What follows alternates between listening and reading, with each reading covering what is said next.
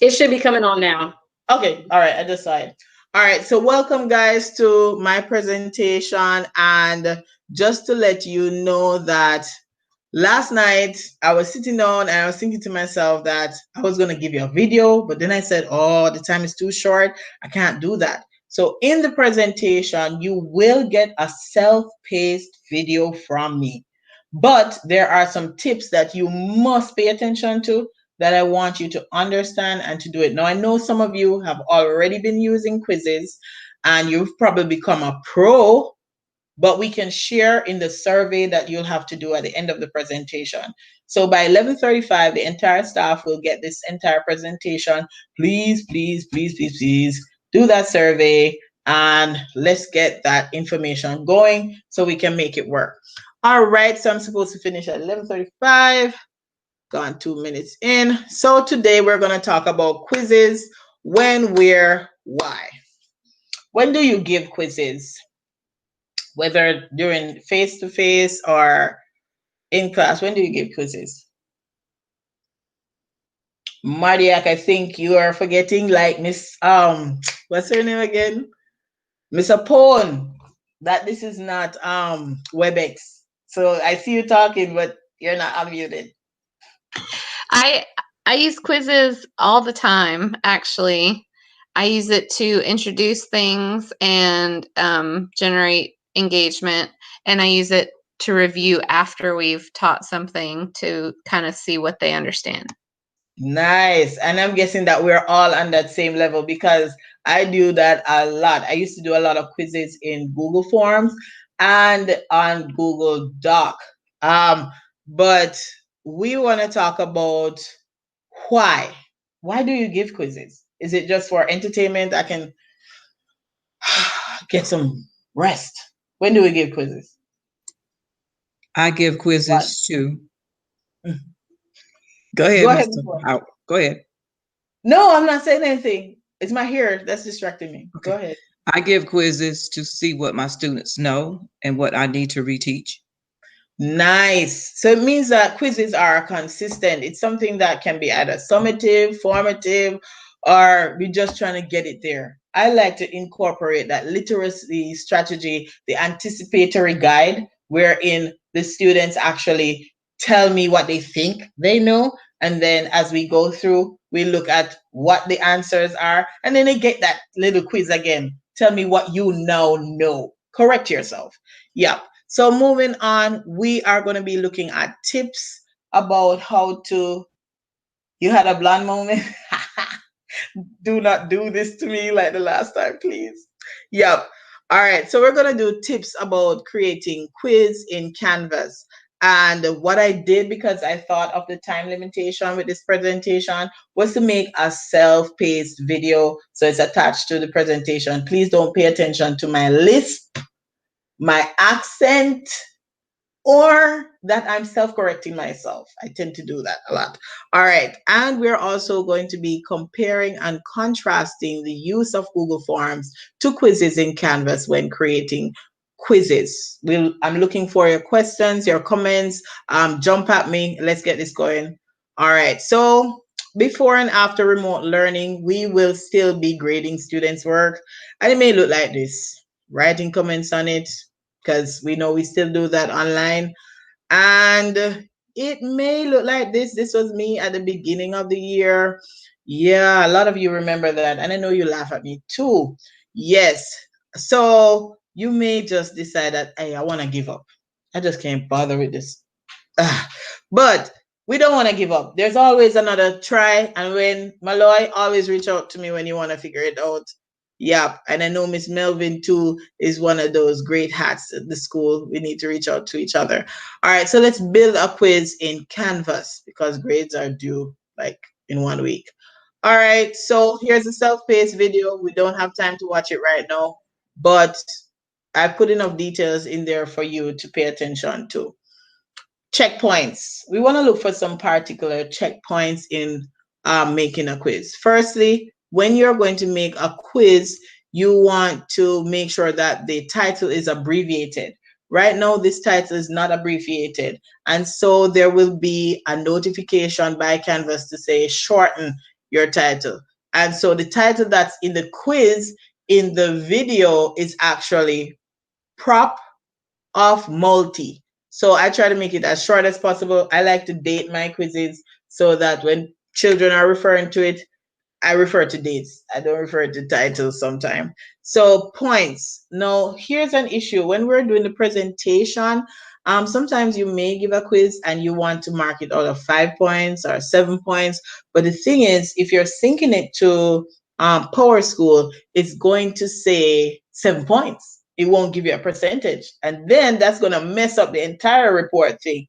Now, if you do that, there's a way to adjust that problem in Power School, but we don't have time to talk about Power School. So to be safe, put 100% and plan out what percentage you want to give for each question. Weigh your questions out.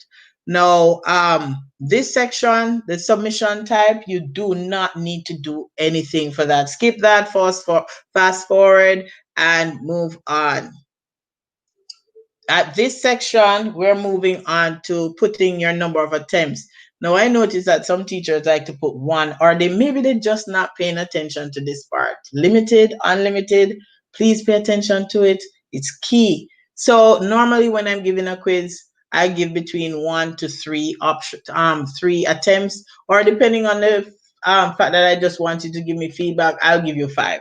So you'll probably be watching a video over and over and over, or we'll have the lesson over and over and over, and you go back in. So everybody needs some love. So give them more attempts. All right, so moving on from there, and to sync it to Power School, you want to click that on. Okay. Yep. So the good thing about quizzes is that you can shuffle the choices, shuffle the questions. So there are some students who love to sit on Hangouts while doing a quiz and tell the other one, oh, I'm at number 1. And the answer is definitely B. No, no, no.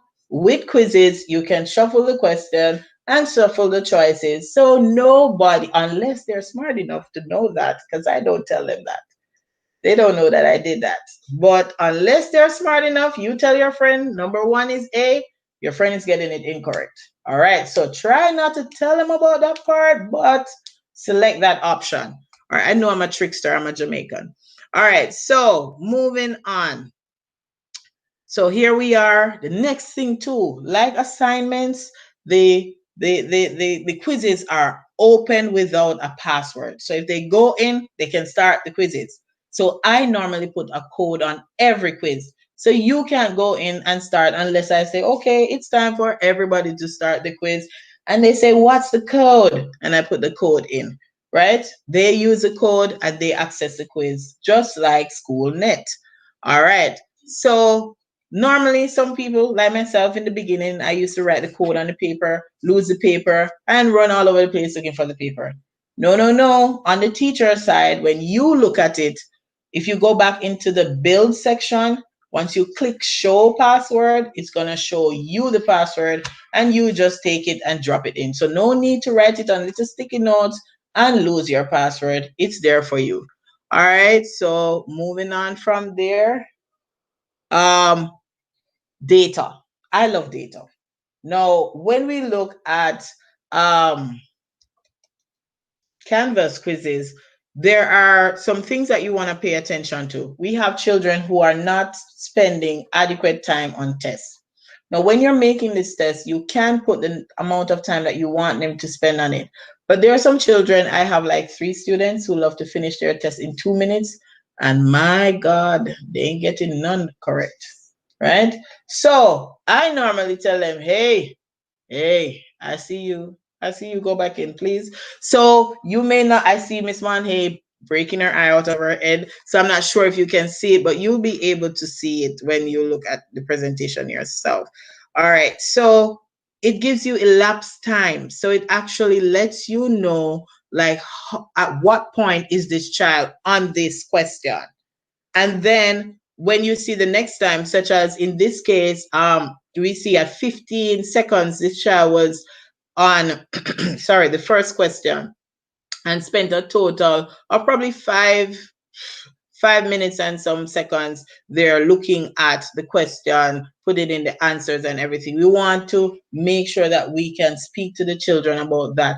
Are you spending adequate time answering your questions? Whether it is right or wrong, the only thing I wish, and Mr. Malloy knows this, show me working. Because I normally would have asked children to show me your working as you did the test.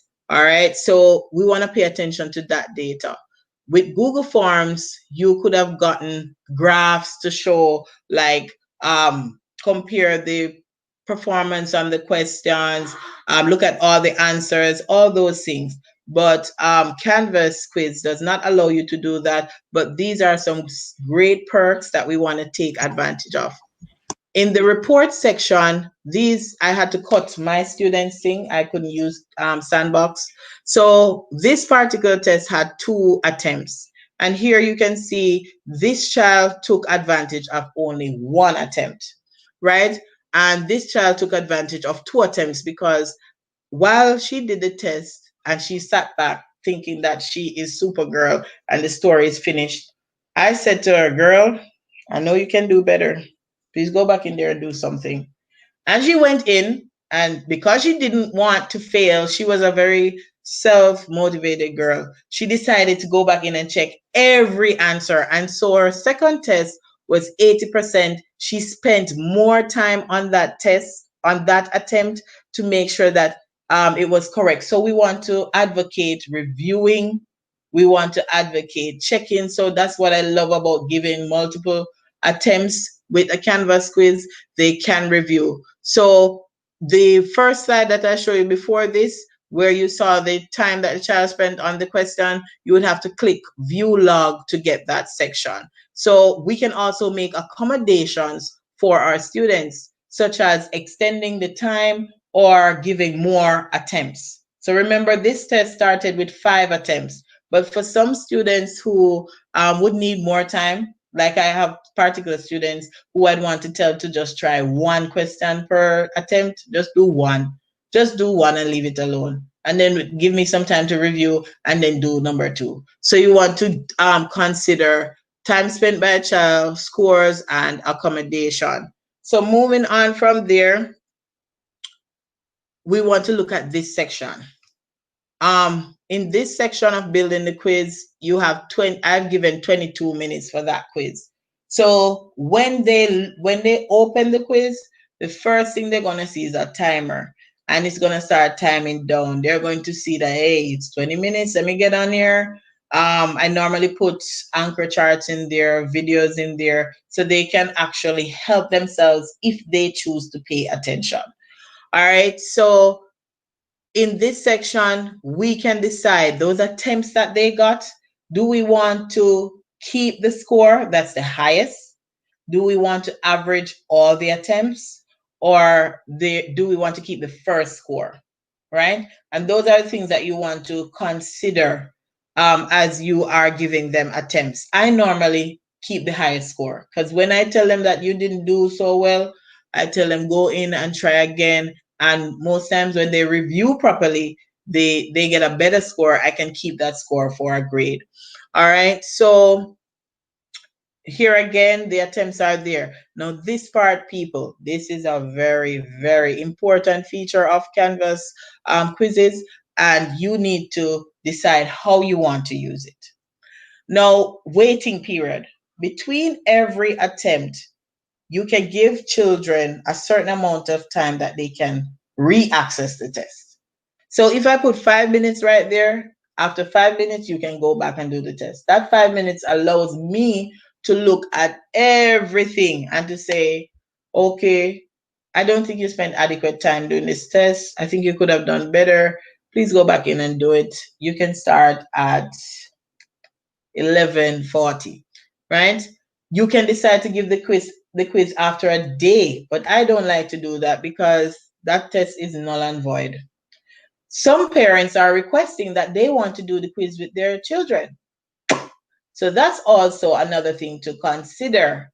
Yep. Yep. I know it's scary, but yep, that's the request. I thought about it and I did think about how to address that. I prefer, and that's room for discussion with administration. I'd have to pass that on to them, and we'll discuss how to do that. All right, but I do prefer valid information. So I want to know that your child did the test. And we all have students who are leaving our classrooms when they see a test, and so they don't do it with the hopes that they'd go home to do it. So in a case like that, that's something that will have to be we'll have to address as a staff. So here are some things that we want to consider when we are comparing all platforms, the two platforms, Google Form Quiz and Canvas Quiz. With Google Form, you can share the link. You can share the link to your teachers so that they can get the test to give to their class, or and that's good. But with Canvas, you can't do that. The only thing you can do is to plan the test. So I spent some time. I don't have my other thing open right now, but I spent some time planning out my quiz, writing it down, putting down the options, and then I just print and then I start to sorry, transfer my questions into the quiz so it's easier. So I know what YouTube video I'm going to use. I know what anchor chart I want to put in. I know what I want to give for feedback, right? So there's also a special feature in Canvas that you can actually give feedback for each option that they pick. So if the child picked an incorrect option, it's something will pop up and say, oops, you can put that in. I type that in. Oops, you need to try a little bit harder. Or if he or she selected the correct answer, they will see the feedback that says great job. But again, you want to consider, do you want to give them feedback? Because you don't want certain children to know the correct answer so that they could tell their peers in Hangouts while doing the test, hey, I got number one right. Remember, they would have figured out, they may figure out eventually that the questions and the choices are shuffled. So they should be able to type to the other person, hey, this. Please note too that my quizzes that are done in live sessions, they are not long quizzes. They have like 5 questions. They have anywhere between 3 and 5 questions. So it does allow me to give you a quiz within 15 minutes and you can try it again if you choose to. And then if you want me to open it for your parents to help you, I can also do that, but I have two valid scores. All right. So moving on from that, the good thing about Canvas quiz is that unlike Google Form, where you give them the link and you assume that they are on the quiz, but when the time is over, you only see 5 responses, then you realize that where were you people? No. With Canvas quiz, you can see who is on the quiz. And when they're not on the quiz, but that requires you to keep it open, the report section has to be open. So you're not going to be laid back thinking that they're doing a quiz. So I'm going to just go in the back and drag out something, play a little game on my phone. No, you want to keep it open. So those who are on the quiz, you can say, hey, you're on the quiz. Those who think that they are proving to you that they're on the quiz, but they're not on the quiz, you can call their names and say, you are not on the quiz. So you can get them on there, get them to do the test. As I said, there are controls there. And the perfect thing about it, the grades go over to Canvas. You don't go over there to type anything unless you need to correct something. All right. For both things, though, the item types, great options. We have ordering in there, mix and match. Hotspot, essays. With essays, you can't put any answers. You have to just leave it and go back in and mark it. But you have essays. There are a variety of item types that you can try, especially for the babies who need to have a certain kind of assessment, unlike upper school with so many worded options, right? So we can include data there and move on from there. No important notes. Stick to this. You will never fail. Prepare before create. Do not open quizzes and start typing out of your brain. Put it together on a Word doc, organize it, figure it out. You can do it as a team or you can do it by yourself, but figure it out and then you have your paper that your script that you're typing from into quizzes. All right. Remember, use percentage if you don't want to go back into mess around with Power School. All right. So again, remember, we're all in this together. We can do it. I know that if I missed out anything, somebody will tell me. Yep. And again, for further information, you can always reach out to me via my email. Or if I did not cover everything, you can watch the review video and please do the survey. The survey will be on the PowerPoint for you to do. I'd really appreciate it so that we can. Please don't have your nose up when when you get the survey. Please just do the survey. Thank you. Great job, Miss Hoffstead. Thank you, Miss Mel.